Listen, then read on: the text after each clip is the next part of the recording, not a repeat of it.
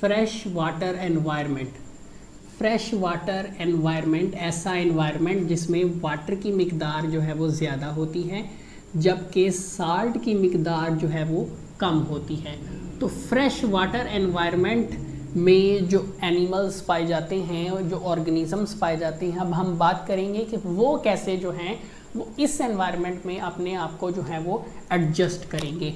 तो अब fresh water environment ऐसा एनवायरनमेंट जिसमें वाटर की मिकदार ज़्यादा होती है और साल्ट की मिकदार जो है वो कम होती है।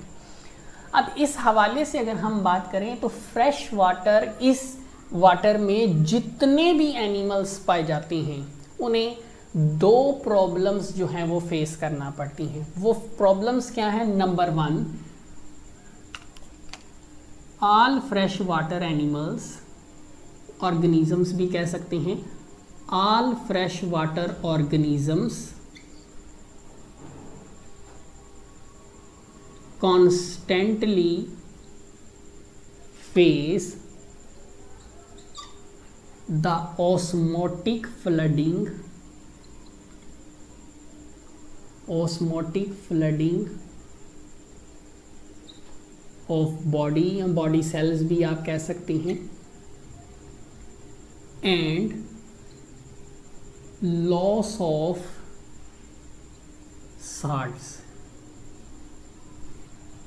तो हमने देखा कि जो जितने भी फ्रेश वाटर में पाए जाने वाले ऑर्गेनिजम्स हैं उन्हें मसलसल दो चैलेंजेस का सामना होता है। नंबर 1, उनकी बॉडी में मसलसल पानी की मिकदार जो है वो ज़्यादा हो रही होती है। नंबर 1, फ्लडिंग मीन सैलाब मुराद ली जाती है, मतलब बहुत ज़्यादा पानी का होना।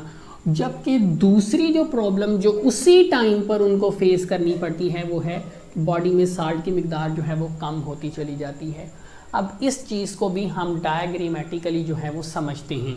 फॉर एग्ज़ाम्पल ये एक फ्रेश वाटर ऑर्गेनिज़म है। फ़र्ज़ कर लेते हैं कि ये एक फ्रेश वाटर ऑर्गेनिज़म है जो कि अल्टीमेटली फ्रेश वाटर में जो है वो मौजूद है।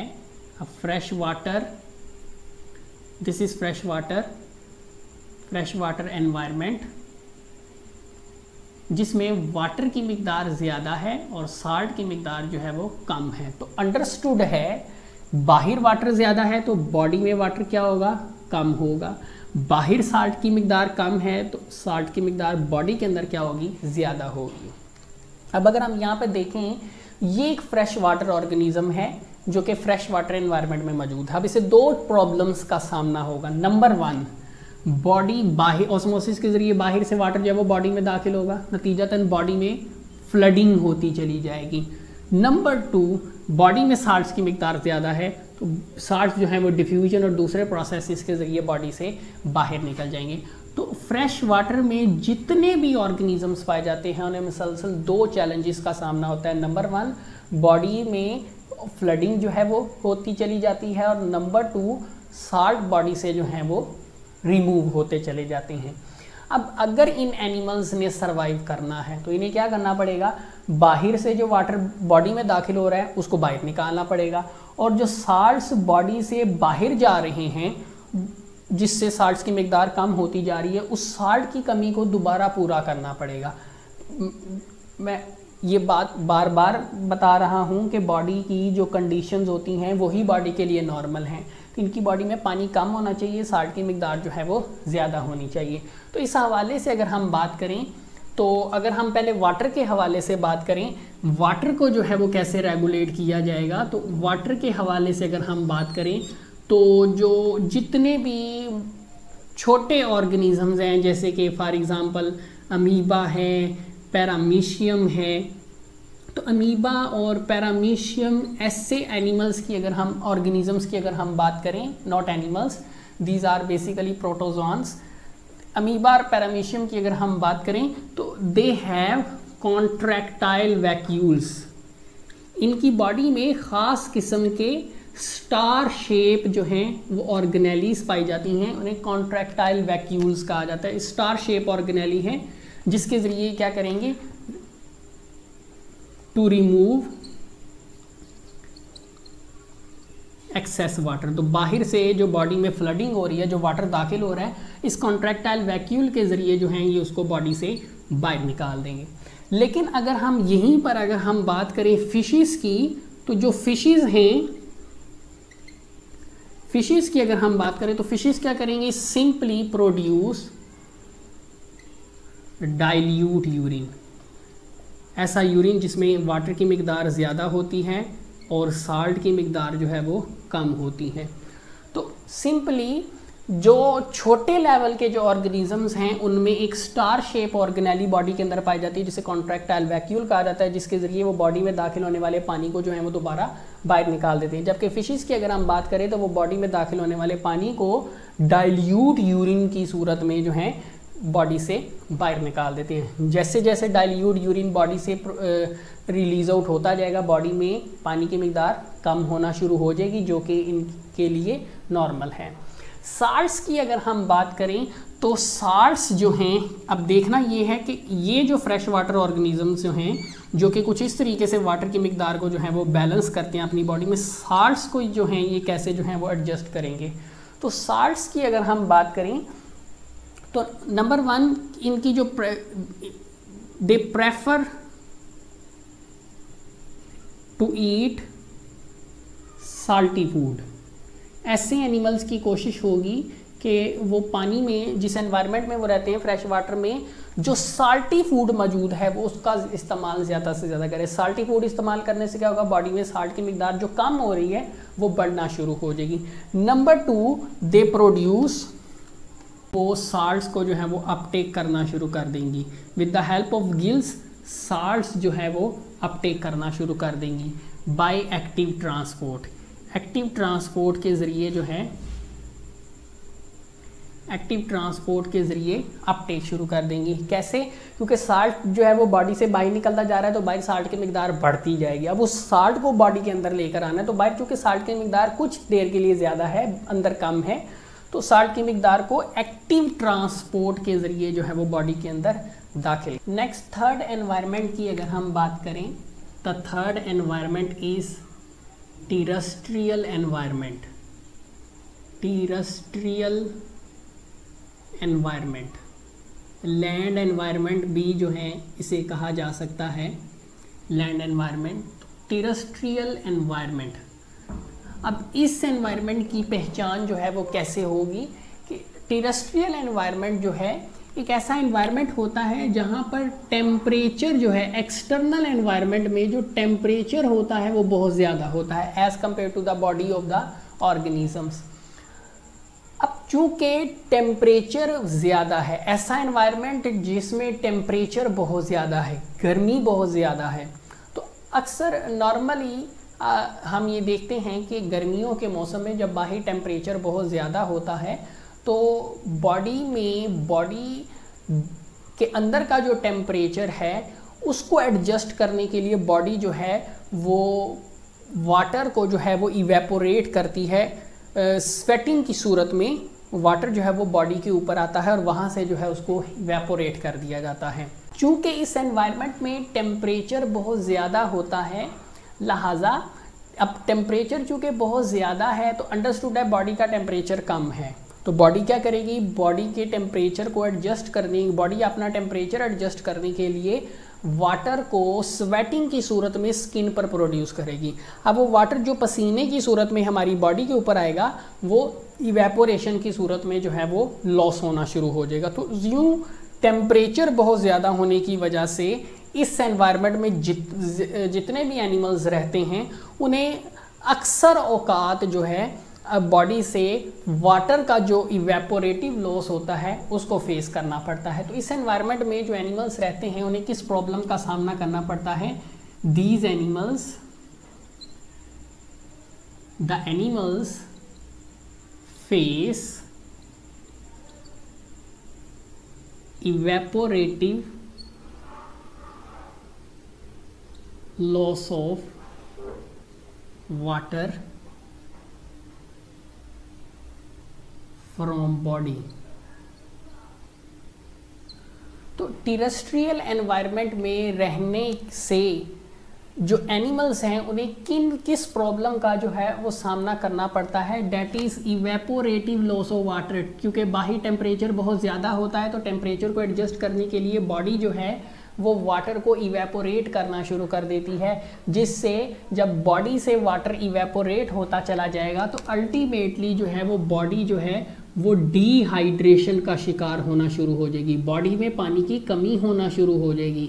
तो बॉडी में पानी की कमी को कैसे पूरा किया जाएगा, इस लिहाज से अब ये डिहाइड्रेशन होना शुरू, तो इस एनवायरनमेंट में जो एनिमल्स रहेंगे उनमें डिहाइड्रेशन होना शुरू हो जाएगी। अब डिहाइड्रेशन, पानी की जो कम मिकदार है, ये उसको पूरा कैसे करेंगे, ओवरकम कैसे करेंगे। तो अल्टीमेटली इन एनिमल्स के पास जो टेरेस्ट्रियल एनवायरनमेंट में रहते हैं उनमें बहुत सारी ऐसी अडेप्टेशंस मौजूद हैं जिससे वो बासानी डिहाइड्रेशन पर जो है वो काबू पा सकते हैं। अगर हम अडेप्टेशंस का जिक्र करें तो फर्स्ट जो अडेप्टेशन है जो टेरेस्ट्रियल एनिमल्स में पाई जाती है वो है body covering. Body covering, body covering से मुराद कि ज़्यादातर जो टेरेस्ट्रियल ऑर्गेनिजम्स हैं उनकी बॉडी जो है वो किसी ना किसी चीज़ से कवर्ड होती है। एक और चीज़ याद रखें, वैसे तो टेरेस्ट्रियल एनवायरनमेंट में बहुत सारे ऑर्गेनिजम्स रहते हैं, लेकिन वो ऑर्गेनिजम्स जो ज़्यादा तादाद में पाए जाते हैं उनमें नंबर 1 है आर्थ्रोपोड्स, इंसेक्ट्स, और नंबर 2 पे जो हैं वो डिफरेंट टाइप्स के कम्प्लेक्स जो हैं वो वर्टिब्रेट्स हैं, बड़े साइज़ के जो हैं वो एनिमल्स हैं। तो 2 टाइप के, अब ये 2 ज़्यादा मिकदार में क्यों पाए जाते हैं इस एनवायरनमेंट में, क्योंकि इनके पास ऐसी अडेप्टेशंस हैं जिससे ये बासानी जो है वो डिहाइड्रेशन पर काबू जो है वो पा सकते हैं। यही वजह है कि ये वाले जो एनिमल्स हैं ये ज़्यादातर इस एनवायरनमेंट में हमें देखने को मिलते हैं। तो बात कर रहे थे हम अडेप्टेशंस की, अब यही जो अडेप्टेशंस हम पढ़ेंगे वो इनमें भी मौजूद हैं। बॉडी कवरिंग, अब बॉडी कवरिंग की अगर हम वर्टिब्रेट्स की बात करें, जैसा कि हमने कहा कि इस एनवायरनमेंट में 2 टाइप के एनिमल्स हमें ज़्यादा देखने को मिलते हैं, तो इन जो अडेप्टेशंस हम यहाँ पर पढ़ेंगे वो इन्हीं के रेफरेंस से हम पढ़ेंगे। तो अगर हम वर्टिब्रेट्स की बात करें जिसमें ह्यूमन बींग्स हम भी जो हैं वो शामिल हैं, यहाँ पर हम एग्जांपल में लिख लेते हैं। अगर हम वर्टिब्रेट्स की बात करें तो वर्टिब्रेट्स जो हैं have vertebrates body covered by skin. हमारी बॉडी जो है स्किन से कवर्ड है। अब स्किन किससे बनी है, it is made up of dead keratinized cells. तो हमारी बॉडी जो है वो स्किन से कवर्ड होती है। अब स्किन जो है वो इतनी ज़्यादा तेज़ी से बॉडी में से पानी को जो है वो इवेपोरेट होने नहीं देती। जैसे कि हम देख सकते हैं हमारी बॉडी से हर वक्त जो है वो वाटर लॉस नहीं होता, सिर्फ चंद सीजन्स में ही होता है चूँकि स्किन जो है वो मौजूद होती है। इसी तरह अगर हम बात करें आर्थ्रोपोड्स की, तो जो आर्थ्रोपोड्स की जो बॉडी होती है, इंसेक्ट्स की जो बॉडी होती है, इंसेक्ट्स हैव एक्सोस्केलेटन। तो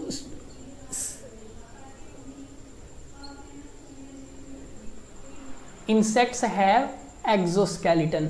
तो इंसेक्ट्स की अगर हम बात करें तो उनकी बॉडी के बाहर एक स्केलेटन पाया जाता है। जैसे हमारी बॉडी के अंदर स्केलेटन मौजूद है, इंसेक्ट्स में बॉडी के बाहर स्केलेटन मौजूद होता है जो कि इतनी आसानी से वाटर को बाहर निकलने नहीं देता। तो बात की हमने पहली अडेप्टेशन वर्टिब्रेट्स में जो है उनकी बॉडी स्किन से कवर्ड होती है, जबकि इंसेक्ट्स की जो बॉडी है वो एक्सोस्केलेटन से कवर्ड होती है। तो वर्टिब्रेट्स में स्किन और इंसेक्ट्स में जो एक्सोस्केलेटन है ये बॉडी से वाटर को तेज़ी से इवेपोरेट होने। जो सेकंड अडेप्टेशन है डेट इज़ मोइस्ट फूड।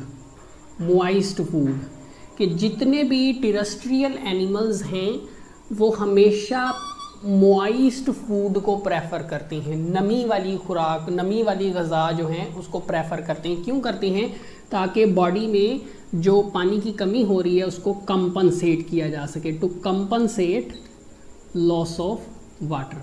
तो पानी की जो कमी है उस पर काबू पाने के लिए जो दूसरी अडेप्टेशन है वो क्या है कि जो टेरेस्ट्रियल एनिमल्स हैं वो ज़्यादा से ज़्यादा जो है वो मोइस्ट फूड को जो है वो प्रेफर करते हैं।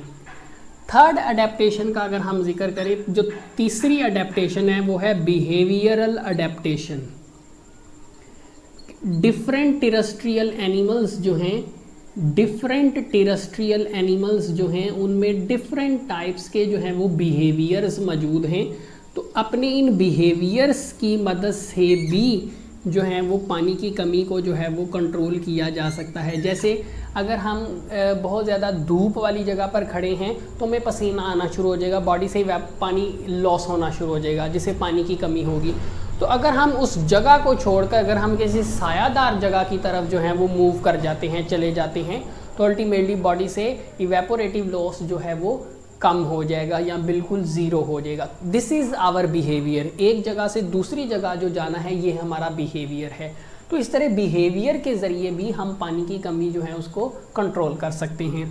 नंबर 4 जो अडेप्टेशन है that is very important, that is metabolic adaptation. Metabolic adaptation, जितने भी टेरेस्ट्रियल एनिमल्स हैं उनके ज़मीन पर रहने की जो सबसे बड़ी वजह है वो है मेटाबॉलिक अडेप्टेशन। जितने भी टेरेस्ट्रियल एनिमल्स हैं उनकी बॉडी के अंदर जो मेटाबॉलिज्म है, जो केमिकल रिएक्शंस हैं, वो कुछ इस तरीके के जो हैं वो बॉडी के अंदर मौजूद हैं कि कम पानी वाली चीज़ों से भी ज़्यादा जो है वो पानी जो है वो प्रोड्यूस कर लेते हैं। जैसे फॉर एग्जांपल अगर हम बात करें डेजर्ट्स में एक एनिमल पाया जाता है दैट इज़ कैंगरो रैट। अब दिखने में ये कैंगरो जैसा है लेकिन साइज़ इसका जो है वो रैट के बराबर होता है, इसलिए इसको हम कहते हैं कैंगरो रैट। अब कैंगरो रैट जो है ये क्या करती है, the kangaroo rat feed on seeds of plant containing more carbohydrates to produce water by metabolism। तो कैंगरो रैट की अगर हम बात करें तो जो कैंगरो रैट है, कैंगरो रैट का जो मेटाबॉलिज्म है बॉडी का वो कुछ इस तरीके से जो है वो सेटअप है, बना हुआ है कि अगर कैंगरो रैट जो है वो सिर्फ ऐसे प्लांट्स के सीड्स को इस्तेमाल करे जो कि जिनमें ज़्यादा कार्बोहाइड्रेट्स मौजूद हैं, कि कैंगरो रैट अगर पानी इस्तेमाल नहीं भी करती लेकिन कैंगरो रैट जो है वो ऐसे सीड्स को अपनी खुराक के तौर पर इस्तेमाल करे जिसमें कार्बोहाइड्रेट्स ज़्यादा हैं, तो कैंगरो रैट जो है उसका जो इसकी बॉडी का जो मेटाबॉलिज्म है, कैंगरो रैट का जो मेटाबॉलिज्म है वो मेटाबॉलिज्म क्या करेगा, वो इस कार्बोहाइड्रेट को ब्रेक करके जो है वो वाटर जो है वो बॉडी के अंदर क्या कर लेगा, वाटर को जो है वो बॉडी के अंदर प्रोड्यूस कर लेगा। तो कैंगरो रैट का जो मेटाबॉलिज्म है वो क्या कर रहा है, फूड से ही जो है वो वाटर को जो है वो प्रोड्यूस कर रहा है। इसी तरह अगर हम दूसरे एनिमल्स की बात करें जिसमें ह्यूमन बींग्स हम भी जो हैं वो शामिल हैं, तो हमारे अंदर जो अडेप्टेशन जो है वो मौजूद है, मेटाबॉलिक जो अडेप्टेशन मौजूद है वो क्या है कि हमारी जो बॉडी है, हमारी बॉडी क्या करती है, इट प्रोड्यूस कंसनट्रेटेड यूरिन। हमारी बॉडी जो है वो कंसनट्रेटेड यूरिन, और दूसरे एनिमल्स की जो बॉडी है वो कंसनट्रेटेड यूरिन बनाना शुरू कर देती है ताकि बॉडी से कम पानी को जो है वो बाहर निकाला जाए। नंबर 5 जो अडेप्टेशन है वो एक एक्सेप्शनल केस है, दैट इज़ एनहाइड्रोबायोसिस। अब ये जो अडेप्टेशन है ये सिर्फ चंद एनिमल्स में ही जो है वो मौजूद हैं, ओनली सम एनिमल्स हैव, सिर्फ चंद एनिमल्स में ही ये अडेप्टेशन जो है वो मौजूद है। तो कुछ ऐसे एनिमल्स हैं, डिफरेंट एनिमल्स जो हैं they have different ability to tolerate dehydration. अब कुछ एनिमल्स ऐसे होते हैं जिनमें डिहाइड्रेशन को बर्दाश्त करने की सलाहियत ज़्यादा होती है, जबकि कुछ ऐसे भी हैं जिनमें डिहाइड्रेशन को बर्दाश्त करने की सलाहियत कम होती है। तो बहुत सारे ऐसे एनिमल्स देखे गए हैं जो डिहाइड्रेशन को कई लंबे अरसे तक जो हैं वो बर्दाश्त कर सकते हैं, टॉलरेट कर सकते हैं। इस करैक्टर को हम कहते हैं anhydrobiosis, tolerate dehydration for long time. Dehydration को बर्दाश्त करना, लंबे अरसे के लिए बर्दाश्त करना एनहाइड्रोबायोसिस कहलाता है। अब ये जो करैक्टर है ये डिफरेंट एनिमल्स में जो है वो डिफरेंट होता है। Different in this character is different in different animals. अब डिफरेंट एनिमल्स में करैक्टर डिफरेंट है। जैसे कि अभी हमने बात की, कुछ एनिमल्स ज़्यादा अरसे तक जो है वो डिहाइड्रेशन बर्दाश्त कर सकते हैं, कुछ जो है वो कम टाइम के लिए जो है वो डिहाइड्रेशन बर्दाश्त कर सकते हैं। इसमें सिंपल जो हमारे पास एग्जांपल है वो है कैमल की, जो कि डेजर्ट्स में जो है वो पाया जाता है, जो कि हम जानते हैं कि बगैर पानी पिए जो है वो कई अरसे तक जो है, लंबे अरसे तक जो है वो सर्वाइव कर सकता है।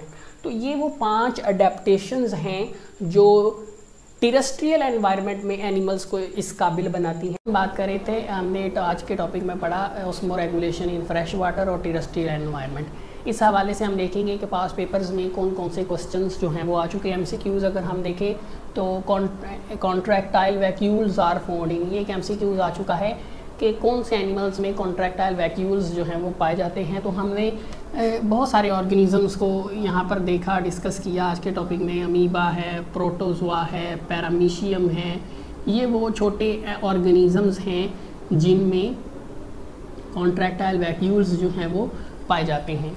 इसके अलावा शॉर्ट क्वेश्चन है डिफाइन एनहाइड्रोबायोसिस विद एग्जांपल, और लॉन्ग क्वेश्चन में दोनों टॉपिक्स जो हैं वो आ चुके हैं, फ्रेश वाटर भी और टेरेस्ट्रियल एनवायरनमेंट में। एनहाइड्रोबायोसिस को अगर हम देखें, डिफाइन एनहाइड्रोबायोसिस विद एग्जांपल, तो एनहाइड्रोबायोसिस की हमने डेफिनेशन लिखी।